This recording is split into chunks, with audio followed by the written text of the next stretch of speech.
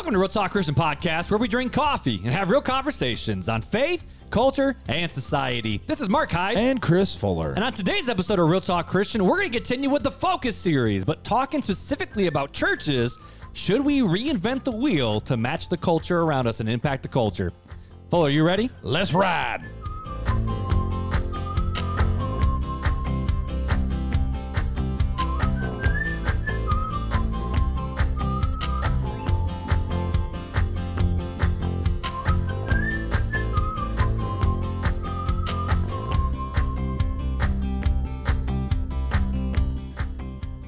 Drive the bus, drive the bus, drive the bus. Now stop.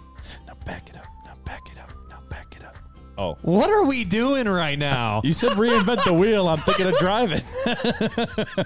Dude, no. All I picture when you're doing that is the clip from Hitch where Will Smith was teaching how Kevin James how to dance. Right. And he was like, we don't need no pizza. They got food here. Just keep it in the box. Toss the box. Keep it in the box. Right here. Keep it in the box. Right here. Right here. This is the happy spot. This is the sweet spot. Oh, now this is my jam. But what's up, Fuller? Welcome up, back, buddy? dude. We are getting, oh, goodness. We have been crushing it, burning the candles at both ends with RTC. Man, trying to anyways, We've had some good interviews. We've had some good conversations. We've had some good reviews left for us. Say It is a happy day in RTC land. In the words of what's his name, Tim Allen, he goes,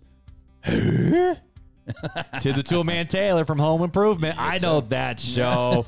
I know that show. Well, dude, last episode, we did something a little different where I'm you know what? Let's let the people get to know us a little bit. We can't even call it banter anymore. We can't call it banter. We got to come up with something else for it now. I don't know. But last episode, we had the conversation of focus regarding the kingdom and how we should live in this world versus being kingdom-minded versus getting our minds off into different routes.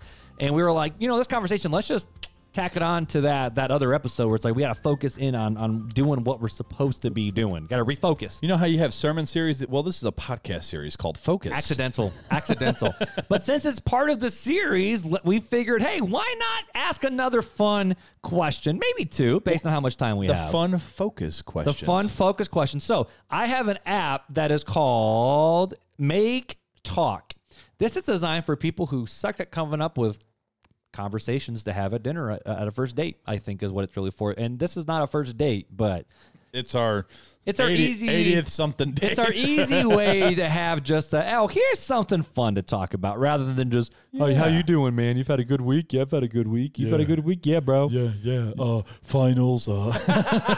Oh, goodness. But all right, dude. So to get today's conversation going, this is in the short and sweet category. This is not personal. This are deep and intimate. This is just short and sweet. Okay. What do most people think about you that is absolutely not true? That I have an extrovert personality. I'm a book reader. I'm an introvert. Well, I recharge by being by myself. But when you're out in public, you're like the party, bro. I like quiet now. Quiet still. So when you were high school, college age, 21, 22, back when you were like legit the party life. Yeah. Were you still an introvert back then? I like being by myself. I still do. I enjoy being by myself. So that's the thing that people get wrong about me. It's absolutely not true. If someone would have asked me, I would have said you're more on the extroverted side. Not full-fledged extrovert. Like you're not.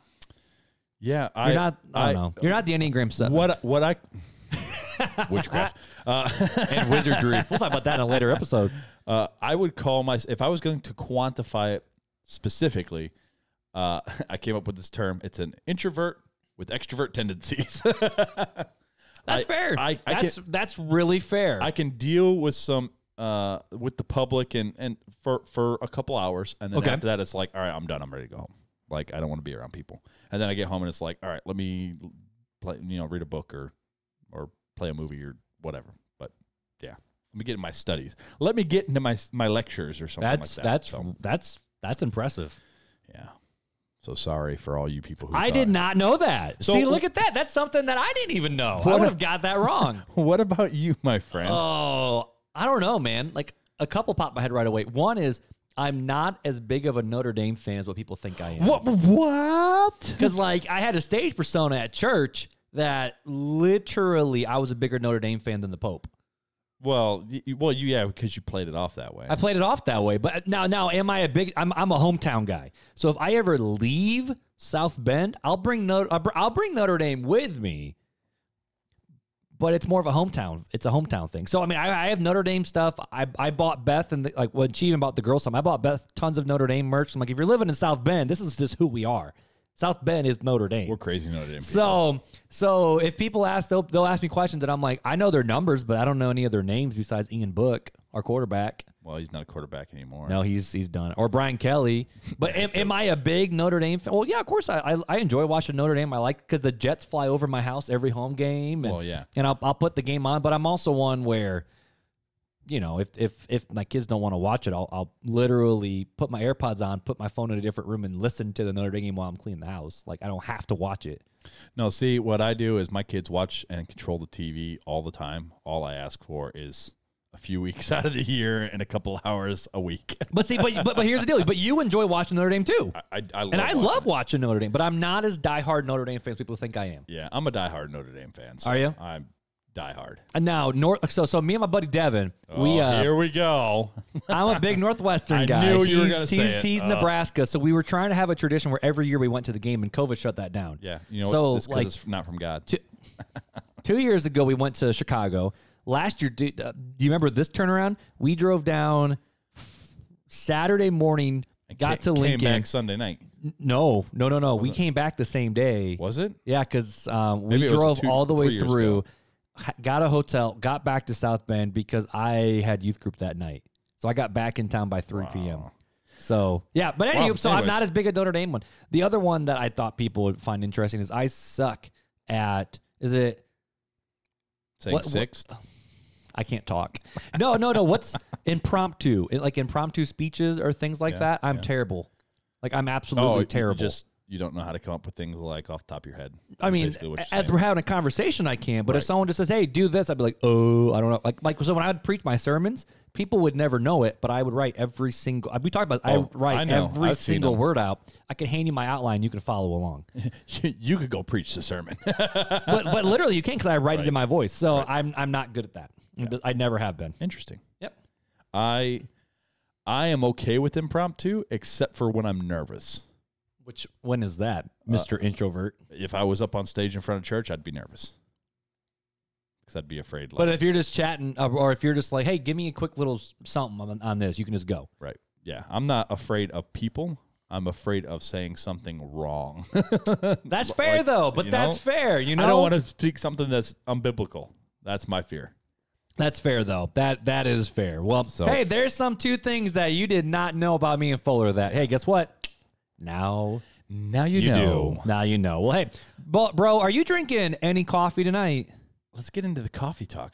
Coffee talk. We need a jingle. Someone wants to coffee talk. If someone in RTC land wants to send us a little coffee talk jingle, that'd be dope. Like if someone could make a coffee talk jingle and it not be terrible, we would so use it if it's good. It doesn't even no. If it's good, it can't be pathetic. You have to make it like it can't just be like vocals. You got to have something in there. But seriously, although the fun facts with Fuller, I mean, it's just vocals. So that's true. But hey, if you guys have something fun for coffee time, that it doesn't have to necessarily be good. It just needs to be fun. Fun and high quality. Yeah. But yeah, so coffee jingle. Anyway, so coffee time. What are you drinking tonight? I am drinking the bubbly. Nothing. The bubbly. Dude, that's some sweet branding, though, for that watermelon bubbly. I love Have you finished it yet? No. Can I have a sip? It's not really COVID approved. I never had this one. No, it's legit. I told you I have another can in your fridge. I don't want the whole thing. It's got that's different because I have LaCroix watermelon. That's less fizzy. That's good. It's the good stuff. That's good. The AHA from Aldi, though. Ooh, AHA. It's the watermelon lime. No, you can get that at Kroger, I think, too, though. I don't know. Right? I just always buy it from Aldi. But anyways, no, I'm not drinking coffee. I'm drinking the bubbly watermelon. But Mark, I'm drinking coffee tonight. So, well, I guess today, whenever you're listening, I don't know. I am actually drinking a local brew. Not this stuff. This is our RTC coffee if you want some. That's a local Hit us brew. up. But this is from a coffee shop in Elkhart and Goshen, the Electric Brew, which if you know our friend Joel DeMott, Joel DeMott is Dudes and a Dads. huge Electric Brew fan. In the words of Trump, he's huge. He's huge. But I am drinking their Rwandan blend because I was in the coffee shop and I saw, I'm waiting in line, and I just see all these coffees and it's whatever. And I saw Rwandan. I'm like, I didn't even know there was a Rwandan coffee. So without hesitation, I'm like, I want this, please. So one thing we really need to discuss with Joe Frericks, since he's moving to Peru here in about a month. That was a segue. Well, here's why. Is that he needs to send us up some green coffee beans straight from Peru. He can be our direct trade. Well, I'll pay for the shipping. Joe. Is that smuggling? No. Is that illegal? How is it any different than they already ship up the but they already ship up the coffee. But don't they have to get stuff approved from customs if it's probably food? I don't know. I'm just saying, Joe, work your magic. I mean, Joe, if you got 103% of your support raise, use that other 3% to send us some coffee. That's what I'm hearing. I would send you the money to have you send us the coffee. I don't care. I want that would be cool. I want some of that direct trade. But yeah, so I'm drinking this Rwandan blend, which we talked about this. Yeah. All the African roasts have they're very earthy tones. They're not fresh and bright. They're more of they're dark and subtle and a bitter, almost like a bitter, but a good bitter. Because they're darker. You're right. So it's a very earthy, not like dirt, but not like eating beets. But it doesn't have a South African or the there's no Caribbean. It's not bright. It doesn't have a sharp taste. It's not floral or fruity, but it's smooth. It's smooth. So smooth. Well, so smooth. It's a little stale, but it's like. That's because you don't. This is gonna sound bougie. Oh, I bought this and then we didn't get to drink it because it's probably about a month old in terms of it's probably about maybe 4 to 6 weeks. Which that sounds really bougie when you're like 4 to 6 weeks. 28 days it starts going stale after, and that's if you have it sealed really good. And I just had it sealed in the bag. So, but still, it's smooth. It's a good hit. It's one of those hits that I don't want in the morning, but around 3 o'clock. This is one of my hits. It's the pick me up, midday pick me up. Yeah, when you want something just smooth and steady, not bright. So, anyways, Mark, do we have any reviews today? We do. All right. This review is from Andy Donato. So far, this is one of my favorite reviews. Andy Donato. This is one of my favorite ones. Right, he's from Michigan, which is super cool, he said. So he says that my son wanted a solid Christian podcast centered on interesting conversation and that was also theologically sound. I have only listened to a few episodes so far, but I have found them very helpful and in line with Scripture. Thank you for this ministry and giving me a Christian podcast that I feel comfortable recommending to my son. When I feel when made it and we're done recording. I mean, we're not having no more episodes. That's it. When you recommend us to your kids, I feel honored. I feel honored. Well, that's just it, man. That's it. I feel like this is one of the best reviews because he's like, I want to send this to my son. So that's good. Andy Donato, Desam, whatever. Is it Donato? Andy from Michigan. Andy from Michigan. That's what it says.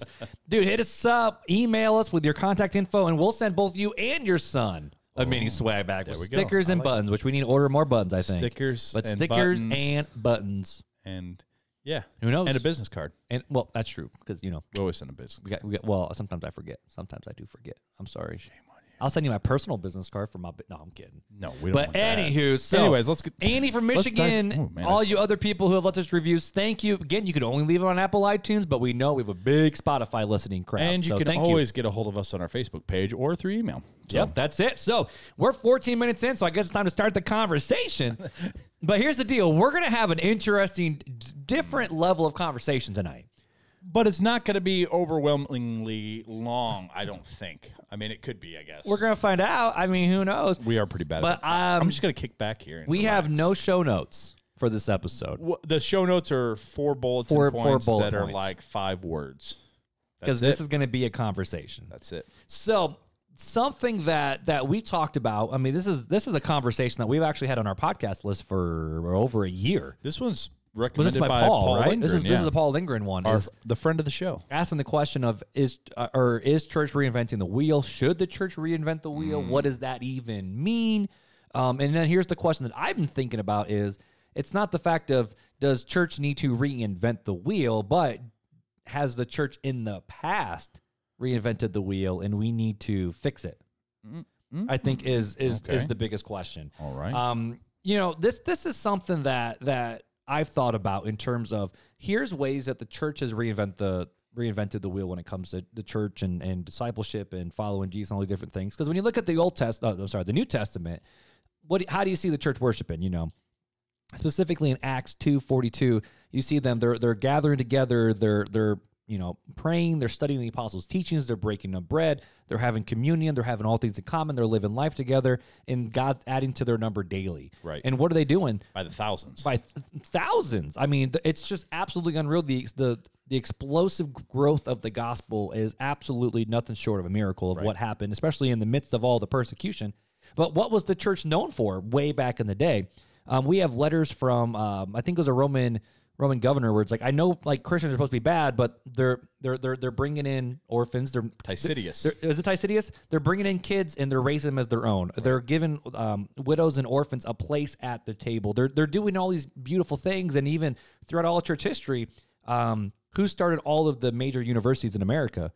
It was Christians, and in light of training pastors for the ministry, Yale, Harvard.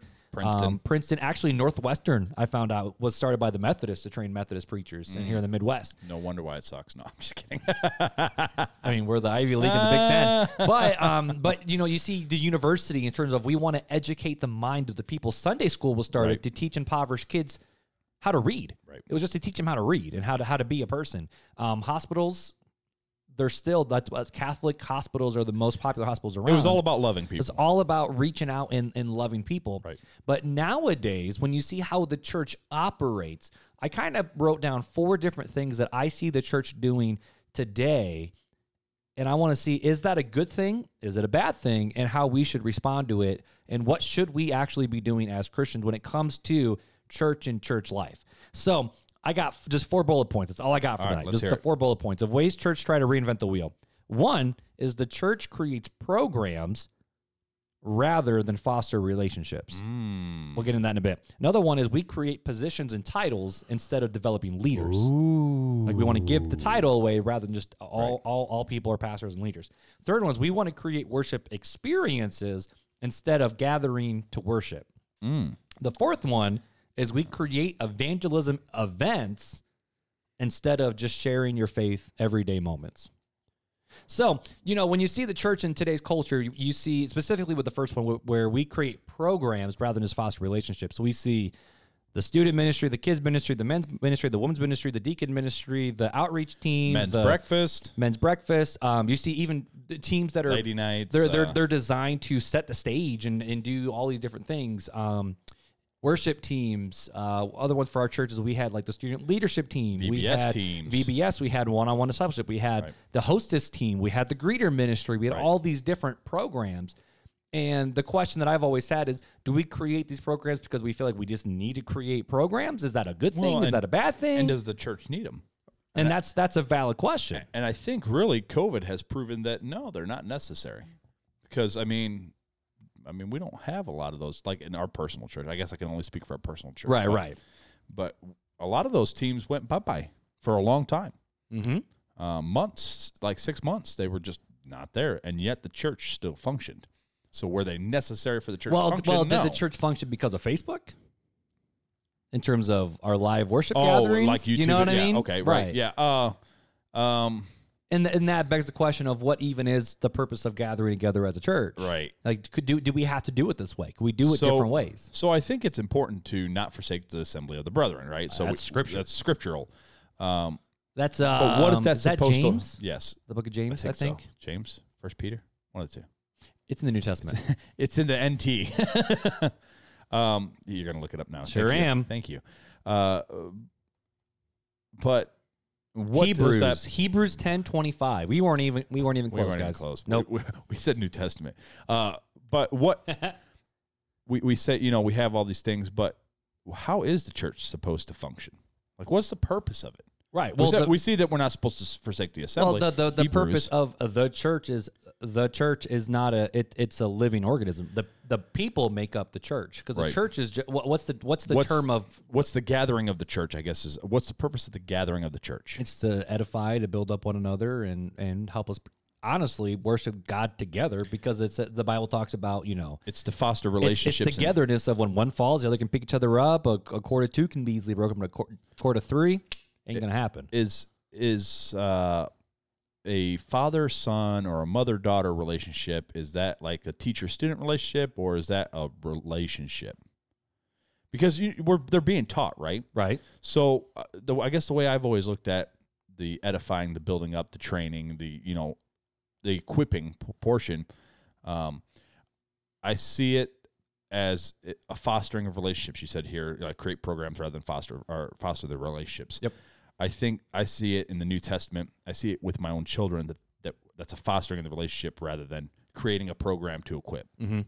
And I think my opinion of it is that nowadays a lot of churches create programs rather than foster the relationships. But the question is why? Like, why are they creating these programs in the first place? Right. You know? I think it's out of convenience. It's out of the Western Christian culture mindset, I guess, is where I would be at with it. If you're asking for my opinion. Yeah, no, this is opinion. I mean, the whole dang episode is opinion time, man. This is just a conversation. Right. Like, this is full-fledged conversation. Yeah. But I would say that it's probably because Western culture, Christianity, we are of the mindset of schedules and don't mess with my schedule, and it's going to be from this time to this time. And after that, I'm going out to lunch. I'm going home to watch football or whatever I'm going to do. In church is normally an afterthought. Like, it's not one of the main things. It's a checkbox. Yeah. We've created a checkbox church.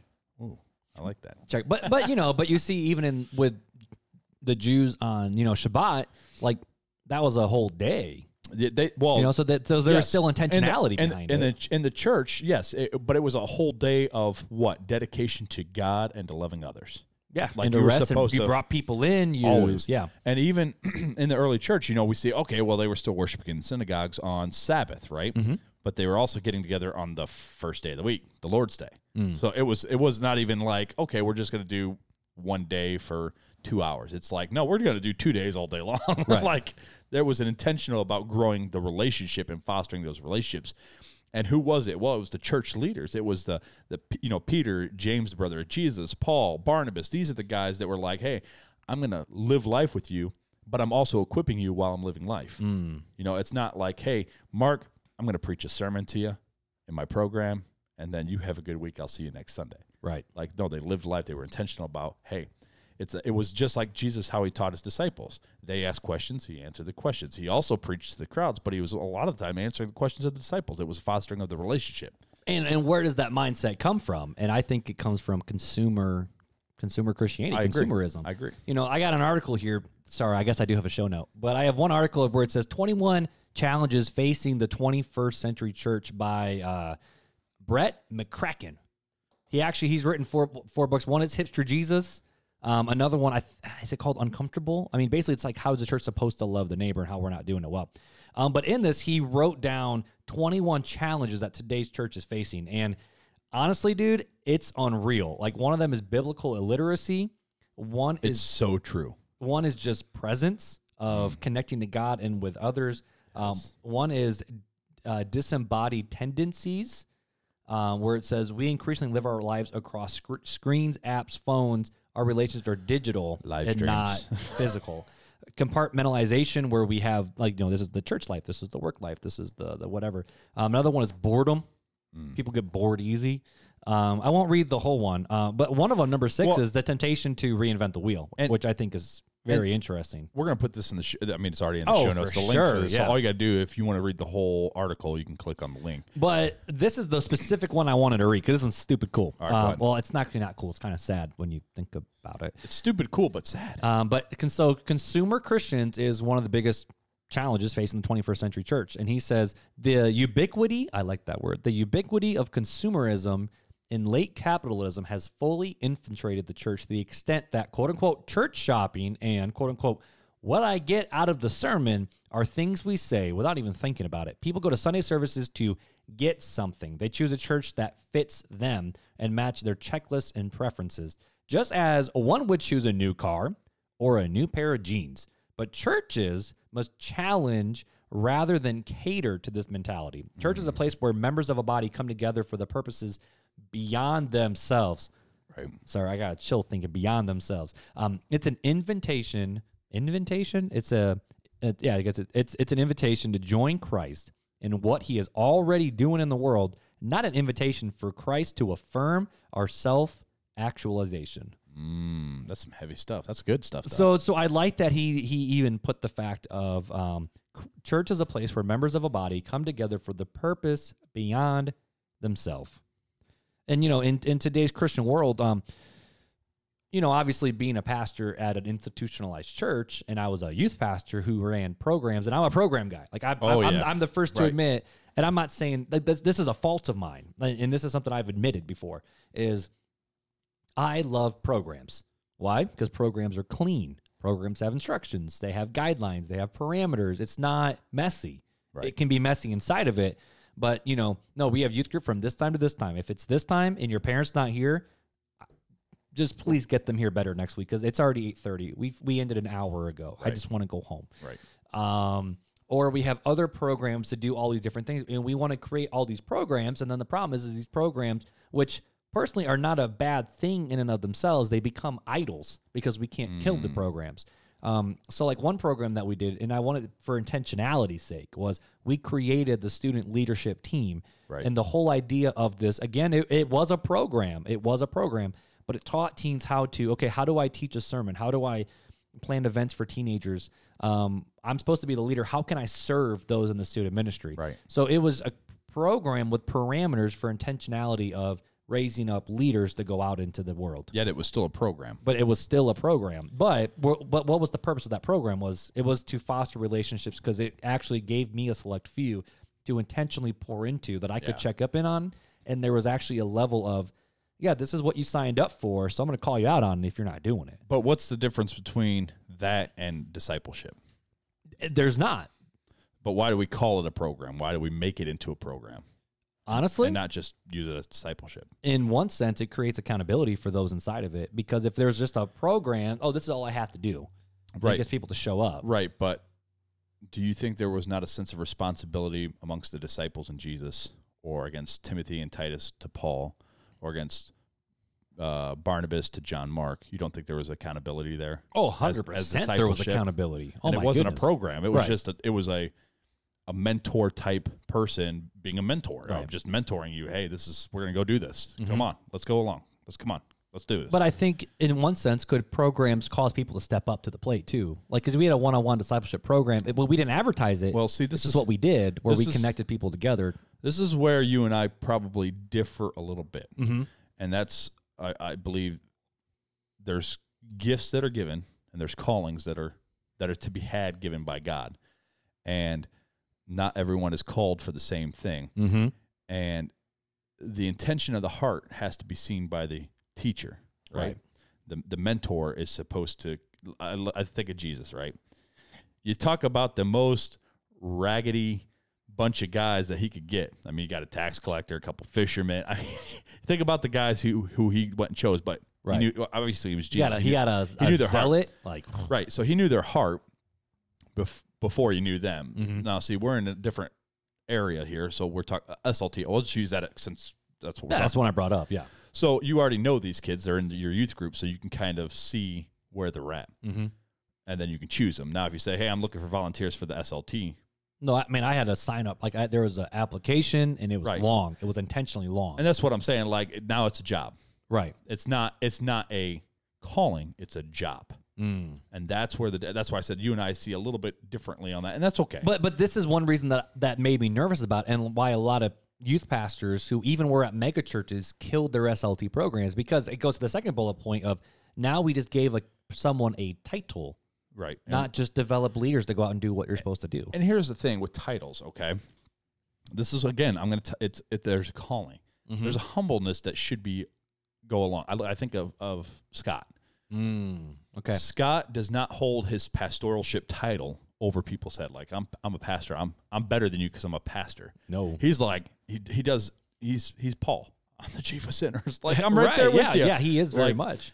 Now, he does have a title and it deserves respect, but he doesn't flaunt the title. No. So when you're doing an application versus a calling, you don't know if there's the humbleness, because there's a big part when you're in a leadership position that there should be a humbleness with it. Because what's the leader supposed to do? They're supposed to be the servant, right? A servant leader, right? And if you look at some qualifications and callings and the gifts of the Spirit and stuff like that, humbleness is a big thing in there. You can go back to a few episodes and hear me sing the Fruit of the Spirit song. Yeah, I forget how many episodes ago it was. Like 2 or 3. It was more than that. I don't know, but anyway, keep going. Keep going. So humility is a big one. So I think humility and humbleness and a calling, those are all important things. A calling, and what I mean by calling is that's a gift, right? We don't all have the same gifts. This is why we're a corporate body. Right. This is why we need each other. But the Apostle Paul does say, he who seeks to be an elder seeks after a good thing. Seeks after a good thing doesn't mean he necessarily gets that. Right. Because there are some who are gifted, right? Because I can seek after an eldership, but if I'm going to be like, well, I'm pretty prideful, would the church want me as an elder, even though I'm seeking after it? No, because I'm prideful. Like, that's not the example that needs to be And there's set. some guys that are better. I mean, a lot of guys in our small group, like, if you ask them to teach, they would quiver. But if you ask them to do anything with their hands, oh, they're right on it. They'll build you the Taj Mahal, man. Right, exactly. Nathan Hornig, I want a Taj Mahal. Hey, Axelberg, I'd like a swimming pool. Cheers. He's going to bring the digger out for us. Anyways, so yeah, I mean, we all have different gifts, and I believe there's special callings. And just because you have a gift, you should use your gift. Right. But it doesn't mean you're necessarily right for the position that you may want. It may be a different position God has in mind for you. And this is where we go back to our little bit of disagreement with God's will. With God's will. So, and I believe in a sovereign God. And not that you don't. I'm not trying to imply that. No, I do. But no, you could. But the sovereignty of God and how holy he is and how everything that happens is because of his will. It's his perfect will why everything happens. And we have to train our ears to listen to him for his will. And then and wait for his leading, because he's going to know where he wants us to go. So yeah, I like it. No, so let's keep moving on with this then. Yeah. So, this is something that, going back to that list of the 21 challenges facing the 21st century church, you read boredom, we read consumerism, we read, here's another one is, the idol of autonomy is one, where they said each church wants to be their own church and create their own denominations, which is a big one. The struggle for balance when it comes to big sermons, little sermons, big worship set, little worship set. There's an aversion to commitment because I don't want to join your church because what happens if something bigger comes down the road? Church hoppers. There's even podcasts like, why do I need to listen to Scott when I can get Andy Stanley whenever I want? So I don't need to go to church. I can listen to Jeff Durbin all day long. Exactly. You could do whatever you want to do. But all of these different problems that face the 21st century church, some churches go, we will do anything that we can do besides sin to reach the lost for Jesus. So, like, there's some churches that are huge that put production literally 7 figures into their production every single year, so they can reach the lost. And I'm not saying anything wrong because I know Life Church down in Oklahoma City with Craig Rochelle, because they have so it's going to sound bad because they have so much money, they've created the YouVersion Bible app and they give it all away for free. All their curriculum they give away for free. They stream their sermons, and they actually get people from the 1030 or 1040 window who have internet who secretly watch their online services because they can't do anything open public, which I think is still pretty cool and pretty fascinating. But should we as church lean into the culture when it comes to, okay, so we've created these massive worship experiences to entertain, to make sure it's not boring, to make sure it's witty, to make sure it's creative, all these different things. Did the church reinvent the wheel, and do we need to go back? Or, I think the Bible calls, I think Christians should be the most creative people on the planet because we serve the Creator. And you even see throughout all the Old Testament with the beauty of art that God even had for his own holy temple. And I'm a creative.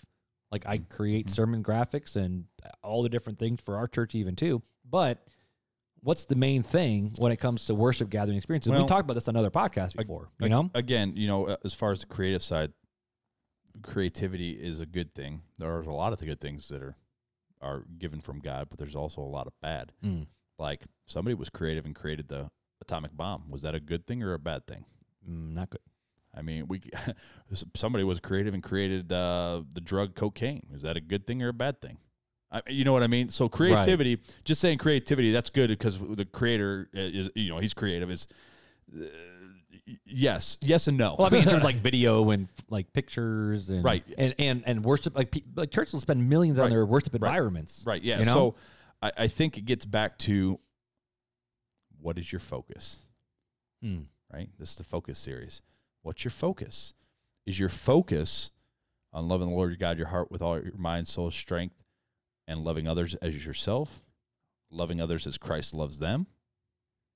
Or is it how we want to love and how we want to do this and how we want to do that? And it's not about what God wants, and it's not about what they need, because I can water down the gospel because that'll draw more people in, and people will be like, oh yeah, I believe in Jesus. I'll become a Christian because it's a watered down gospel. But is that what they need? Is that what God wants?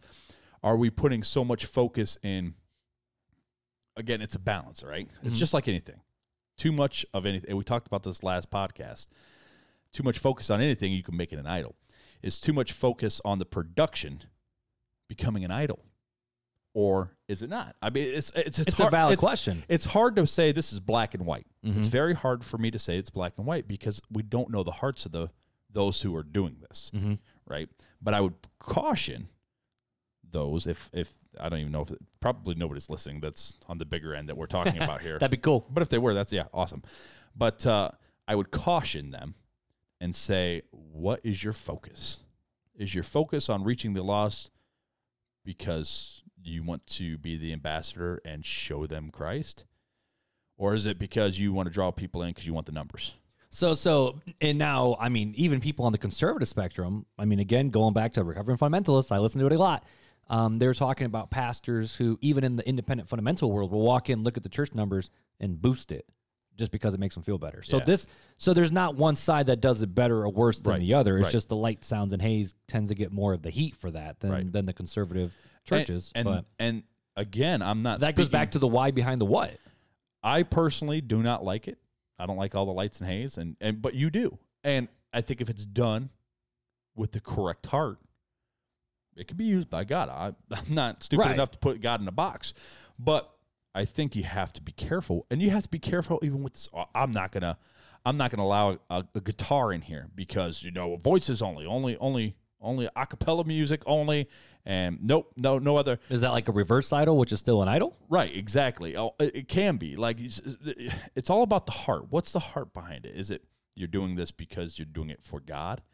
Is it doing it because you're putting extra laws? I mean, I think about the Judaizers and even the circumcision party in the New Testament church. In the early church, there was a party called the circumcision party, where they believed that Gentiles could become Christians, but they had to convert basically to Judaism. They had to be circumcised. And this is what the whole Jerusalem Council was about, where Paul brings Titus and is like, here's Titus. Are you telling me he's not filled with the Holy Spirit? The Holy Spirit is what affirms who is saved and who is not saved. This is back in the church, early church. And it's like, they're like, well, we can't say he's not, we can't say he's not, but abstain from these. James goes, well, abstain from these things because it'll cause your brother to stumble. And again, we go back, we don't want to be a stumbling block. We want to appeal to the weaker brother. That's the whole argument that was going on in the early church. And so we got to look at that too. Like, is it a legalistic thing? Right. Because there's even the Pharisees where Jesus like, hey, yeah, you're giving 10%. You're doing this, you're doing this, you're doing this. But last time I checked, you haven't shown any love or grace or humility or kindness or forgiveness. Or you're praying out in the public because you want eyes on you, and you're doing these things that look righteous, but it's not really. So a lot of what the church does is, so you're saying, just to make sure that I understand, is it's not so much what the church is doing, so long as what is the heart you're trying to, like, what's the heart behind it? What's the goal that you're trying to do? I mean, yes and no. There is, obviously there's things that the Bible speaks out against that I'm not going to go to the red light district and hop in bed with somebody and break my vow about Jesus. Yeah, break my vow to my wife and break my vow to God to tell them about Jesus. Like, that's, you don't like it, you don't do that. Not everything is acceptable. So you have to be careful in what you do. You don't want to sin in the process of the call to win souls. First of all, we don't win souls. It's not up to us. Right. And we talked about that, kind of touched about it with the Calvinist and Arminius conversation we had a few podcasts ago. I think we have to be careful in all things, and we have to check our heart. We should be checking our heart daily. All these leaders, anything we do, we should check our heart. What's the heart behind it? Is it for self-gratification? Like, am I doing this because, hey, I want to look good? Or am I doing it because, hey, I really love people? Or am I doing it because I love God? Or, what's the heart behind it? We don't want to be the empty, whitewashed tomb. We don't want to be that. We want to be filled with the Spirit. We want to have that connection. We want to do things in the right heart and out of love for God and love for others. And I think that has to be the focus, since this is the focus here. It's the focus, right. That has to be the focus of everything that we do. Everything we do should be focused on God and what he says and what he wants, not what we want. Something that I personally struggle with. Right now it's not a personal struggle because I have a church family that I love, and that we gather together and we worship together, and we're trying to impact our world one life for Christ at a time. Right. But I think of like a church I went to in college where, I served there. The people were great. Was the worship great? Actually, the guy who led worship was, he was a young guy and he could sing, and he was an awesome dude. So our music actually wasn't terrible. And the pastor was a phenomenal guy. It was just a backwoods church of 40 people because it was in a backwood town. Like, it was just, your church can only grow to your kingdom impact anyways. But you see some church, or you hear of other people where it's like, look, I'm trying, but the pastor just can't preach for beans. Or not the fact that there's nothing here for my kids, but my kids are fighting me to go to church, and they think this is all church is, and they're starting to hate the church, and like, why this, why that? Right. And parents have this struggle of, okay, I don't want to be a consumer and go, okay, what can serve my needs the best? Right. But at the same token, if we're supposed to be gathering together as a community to help do this thing together, I need to find a community of people with the same values and with the same heartbeat and want to do something together and find a community in that, which is hard to do if a church, like, if someone walks in, like, they have kids, like, oh, well, I want other people with young families with kids to be here. And the pastor goes, me too. So can you stay so we can try to get this thing going? I don't know. Well, again, it goes back to two things. It goes back to, what's the will of God? Have you prayed about it? What's God leading you to, right? Have you really listened? Have you really prayed? I don't think anything should be done in haste. Really search God and his will. And then, what's your motivation? Those are the two things I always come back to. What's your motivation? What's your heart motivation? Do you want to go to church for kids so you can have your kids can have friends at church, even though things, whatever, you may not disagree with, or you may agree with? Who knows? Right. Or are you going because, hey, like, this is where God's calling me to. I want to love on these people. The church is messy. The church has always been messy. Mm-hmm. First Corinthians showed us that. Galatians. All of them. Yeah. If you're going to a church because you don't think it's going to be messy, and as soon as it gets messy, you bail, there's a problem. There's a problem. Your heart and your motivation wasn't right. Take a step back. Pray. Seek God's face. Wait. My personal opinion is wait for an answer. Don't make a move in a church without a clear direction. Otherwise, you could walk away from a church and you could just be wandering, and now you're by yourself, and now you're prime bait for Satan. When you're not plugged in and surrounded by brothers to help keep you accountable, or sisters, now you're open to be misled, to start maybe getting some false doctrine in there, and it's not going to be big stuff. Usually Satan doesn't work in big things. Look at what he did in the garden. It was just some slight twist. Did God really say that? That's all he did. He asked, did God really say that? Are you sure? And that, look what happened now. and that's what's hard is, when times get rough, what do people in the church usually do? Is they usually pull away. Well, that's human nature. Human nature is to, things aren't going the way I thought they would. I'm either mad, I'm sad, I'm angry, I'm embarrassed. There's a multitude of things that can happen to go, I'm going to pull away from the church, or I'm going to pull away from God because I don't like this and I'm uncomfortable. Well, and I get that because I found myself in that spot too, God didn't come. I love this. I love this line from The Chosen. I'm a huge Chosen fan. Dallas Jenkins, if you're watching, I love you, buddy.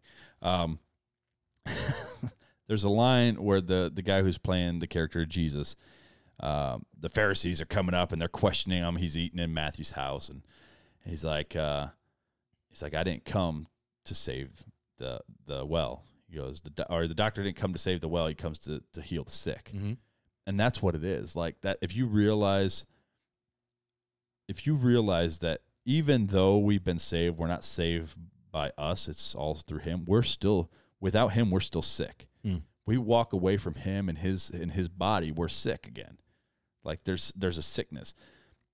And it's not, I'm not saying like, okay, you're going to go do whatever. Mm-hmm. But I am saying you get into dangerous ground. Mm. When you're not plugged in, you get into dangerous ground. Now, plugged in looks differently for people, especially during this time of COVID. I mean, there's a lot of high-risk people, and I'm not saying I'm not saying stuff can't be utilized and have good intentions behind it, because there definitely is. The live stream stuff has been very useful during this time of COVID. It's useful, but I mean, even, Scott has said it and Soche has said it, like, this is not the ideal. It's not, but it's cool. Well, it's awesome. We're blessed by it. That's the thing. It's all right. You have to recognize, do this for as long as you need to do it. But as soon as you don't need to do it, get your butt back in church. Like, that's the thing. And don't get comfortable with it, because this shouldn't be the norm.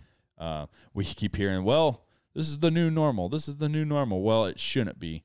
But I also, I feel for the people that are high risk. I feel for the people with young families who they're not living in fear, but they're being smart and trying to be good stewards of what God has given them. I know for me, for a long time it was a toss up. Like, do I expose my family to something that doesn't need to be exposed for the sake of just going to church, to be there? When I was still connecting with you, I was still connecting with brothers and sisters inside of our church. My tribe I was still connecting with. I may not have been going and hearing a sermon live. I was still hearing the sermon. I was still talking to Scott. I was still talking to Sochi. I was still talking. I was still talking. I was connected. I just wasn't there. But you were, to the best of your ability. Yeah. So there's a fine line to say, oh, we shouldn't use live stream. People should get their butts back in church right now, even though there's a pandemic. Don't live in fear. It's a lot more complicated than that. If it's not black and white, it's not that way for everybody's situation. Do you put your life at risk to hear a Sunday sermon, or do you plug in different ways? Do you plug in through Zoom calls, through FaceTime, through Marco Polo, through phone calls? I mean, there's lots of ways to plug in this digital age. And a lot of it, from what I'm hearing you say, goes back to that whole consumerism aspect, where a lot of people want to go to church just to go to church. The box of, you know what, man, I'm life is hard. I'm not doing so great. I know I need to get back into church. You need Jesus. Right. Church ain't going to save you. Jesus will. Right. Exactly. But you still want the protection of the brethren. Yeah. So yeah. It's a balancing act. It's getting back to what we talked about last week, balancing the world, the consumerism, and balancing the kingdom. Yeah, and I think that's the focus that goes back to it. Even the last thing, because we've already talked about create programs instead of fostering relationships, create position and titles instead of just developing, just general leadership. Oh, I just whacked my microphone. I'm sorry. Create worship experiences instead of gathering to worship, and then create evangelism events instead of sharing your faith moments. And that last one goes right along with it. The fact of, you don't need to have today's outreach day, so we're going to go share Jesus with people because this is the one day we do it. All the other days, you can just stay home, do your thing. When you're working at work, don't let nobody know you're a Christian. Don't do anything about it. We're called to share our faith, and I'm not going to toot my own horn. I'm just going to share a personal story. I actually I had an interview with the city to work in their marketing department to help their parks and venue. Ended up not getting the gig. It's all right. But, I actually was able to share my faith about 3 or 4 different times in that interview. Right. Now, part of it was because of they were asking about experience, all these different things, and my context is church world, because what have I done? I've been a youth pastor, a creative pastor, an associate pastor, all these different things. But I was able to say, you know what, because they asked me why do you want to do this? And I said, well, at the end of the day, everyone has, I believe that everyone has value and worth and equal dignity and equal rights because everyone's made in God's image. I was able to actually talk about God and Jesus a couple times in the interview, not because I was trying to like I didn't use that as a platform to soapbox my faith. Right. But that's who I am. Like, I can't separate it from not. And that's why, yeah, I mean, go back to the tattoo conversation. This is one reason why I have my tattoo, is it's a mark that I'm a Christian. Not to say that I'm a follower of Jesus. Or the fact of, I just do things differently. I talk about God. You want to have this conversation. Hey, why did you do that? Well, I follow Jesus and he tells me to. Right. It's the same thing we talked about with Joe and Kimberly. Why are you going to Peru? Because we want to tell people about Jesus. Right. Hey, Tibbs, why are you writing this type of music? Because I want to share God's love through music. Right. Why are you doing all these different things? Paul, why'd you share your terrible story, bro? Why did you go to the COVID unit? Because you wanted to love on people. You wanted to help them. Exactly. That's what you hear of nurses, and you hear of Beth with her foster kids, and all these different people we've interviewed of the RTC family, and you guys listening as well. Where's the fact of why are you doing what you're doing? Well, because I love Jesus and I want to share God's love with people. You know, evangelism isn't that hard when you just share your story. It's not a walk around with Chick Tracts on a very specific day and time and go to the mall and just sit down with people awkwardly and talk with them. I mean, there's nothing wrong with that if that's what people want to do, but the church wants to make evangelism moments and evangelism programs and evangelism events rather than, I'm all for outreach events. Like, hey, let's get together to go out into our community and do stuff for the community. Well, it's all on board for this that. Simple, all right? If you're talking to somebody, it could be so simple. I'll give you an example. I had a conversation with a guy, and he asked me what my thoughts were about politics. Oh, boy. And all I did was tell him, hey, look, as a Christian, I'm called to pray for my leaders. He didn't know I was a Christian, but I said, I mean, we don't talk much. It was a guy at work, and I ran into him, and I was like, we don't, I'm not supposed to hate. I'm supposed to love. I said, I'm going to pray for my leaders. I said, God has placed him in the office for his purposes, and I support God. I said, so I'm going to pray that whatever God's will is, it be done. And that's where I left it. He was like, kind of like taken back. And I was like, it was just that easy. Share your faith that way. Just, this is what my perspective is as a Christian. You didn't slam it down anybody's throat. Nope. You had the opportunity, so you took it. Right, exactly. And that's what, Mark, I think you're talking about is you don't have to go like trying to create opportunity. Just be open and willing when the opportunity arises to discuss your faith, talk about your faith, share your faith. And I think that's what you're saying. Yeah, well, you see that the Apostle Paul when he was before... Well, he went to Athens before he went to Ephesus. Right, and they said, and they gave him the opportunity. Right. And he's like, hey, well, you see that too? Let me tell you about it real quick. Right. But I was thinking before, not Herod. Who was the king that he appeared before? King Agrippa. Yeah, Agrippa. And he was able to give a defense. Right. And that's what, going back to, we talked about this last episode, back in 1 Peter, 2 Peter. I'm trying to remember the verse. But basically the idea of always be prepared to give a defense for your faith for the hope that you have. I mean, as Christians, there's going to be times where people call upon, what hope do you have in Jesus? And you're able to give that answer because it always says, always be prepared. 1 Peter 3:15. 1 Peter 3:15, it says, always be prepared to give account for the hope that you have. In your hearts, revere Christ as Lord. Always be prepared to give an answer to everyone who asks you to give the reason for the hope that you have. But do this in gentleness and in respect. So that's all I got, man. So when it comes to focusing on, the Dana Church trying to reinvent the wheel, I think in some contexts we do need to invade those spaces to reach those spaces, and we need to love and we need to reach out. We need to do certain things. But if we create these false idols of, well, we have to have this board, we have to have this program. We've always had this program because why? Well, because it's just what we do. Versus, no, what should we be doing when it comes to regards to Christianity? My final thoughts are similar to yours a little bit. I think first you should focus on God and his ways in your spare time, in your quiet time. And then after that, as far as loving others, you don't have to force situations. You just have to be ready for situations. For anybody who asks, be ready to give an account. Give your story and how you came to know Christ. Share share the gospel that way. You don't have to share, well, so this verse says this, this verse says this, because that's not what people are really. I mean, yes, they'll listen to it, but they're not going to get the most out of it. They're going to get the most. Stephen didn't rip out scripture numbers. He was just, this is Jesus. Right. Yeah. This is who Jesus is. This is the Jesus that I know. And he gave his testimony. That's how he shared the gospel. And you can know him too. Like, this is how all you have to do. Like, it's pretty simple. Yep. And so I think that just being ready to share your testimony with people is the best thing you can do. And something that's really helped me this year, I used to be scared to death to talk to people about my faith. And what's Mr. Introvert over here. Yeah, what's helped me is praying for boldness, asking God for boldness. It's nothing that I do. It's not my boldness. I'm a coward.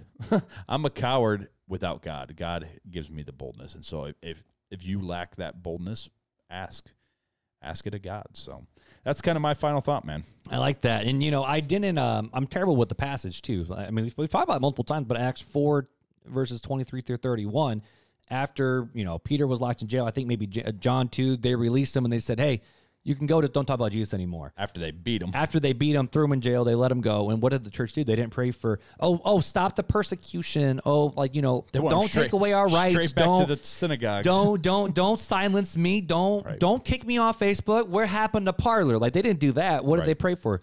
No, they prayed for boldness. Right. And they went right back to the synagogue. Right. The very same day. And they preached Jesus. Right. Loudly and bold, and they prayed for that boldness. Right.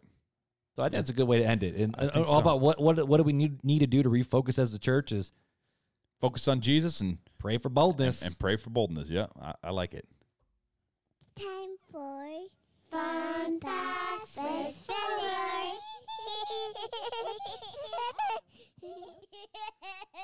My dude. So I don't know why I ask you this anymore. But do you have a fun fact to end this wonderful episode that we said was going to be short, but it's not? We're like, we think we do this about 25 minutes. We're at an hour. It's like, okay. My bad, peoples. My bad. He got to wake up at 3 a.m. and it's already 3:30. 3:30. It's already 9. It's 9 p.m. Yeah, and so I got a half-hour drive back to the house too. But that's all right. Goodness. But my dude, so to end this beautiful conversation. Wow, you squeaked a little. I know I did. I stretched my back and it made me like I'm stretching my back and my shoulder and it made me go. But do you have a fun fact for us to end this wonderful episode on? I do have a fun fact. Oh, give it to us. Talk about it. I'm done. Okay. RTC family and Mark, did you know a bolt of lightning contains enough energy to toast 100,000 slices of bread? If you consider that each bolt of lightning contains more than 5 billion joules of energy, which is a measurement of energy, then the average 1,000 watt 2-slice toaster could be powered for 84,000 minutes with just one strike. That's enough time to toast about 100,000 slices of bread, bagels, English muffins, or whatever you prefer. And people live through lightning strikes. They get toasted. but people have walked away from being struck by lightning. Yeah, I know. It's nuts. But so moral of the story is you probably should still not stick a knife in a toaster. Or stick an umbrella up in the air with a lightning storm. Or anything metal. Probably not a good idea. The whole story with Ben Franklin and the kite and the key, was that real? I have no idea. For some reason, I just heard recently, I thought someone made that up. It could be. I don't know. Who knows? Maybe that'll be a fun fact on a different episode about the or maybe our kite. Viewers can comment and let us know whether they think it's a real or Please not. email me. I need to be educated sometimes because I just don't know. I don't know things. We don't know everything. No, but you know what I do know? I know that the people can reach out to us literally at any point. Facebook, Instagram. You can reach us still at Twitter.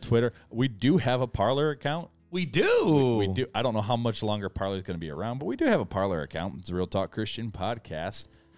You can reach us at realtalkchristianpodcast@gmail.com. You can go to the website, realtalkchristianpodcast.com. You can also go to the merch store. As you see, I'm wearing the winter line.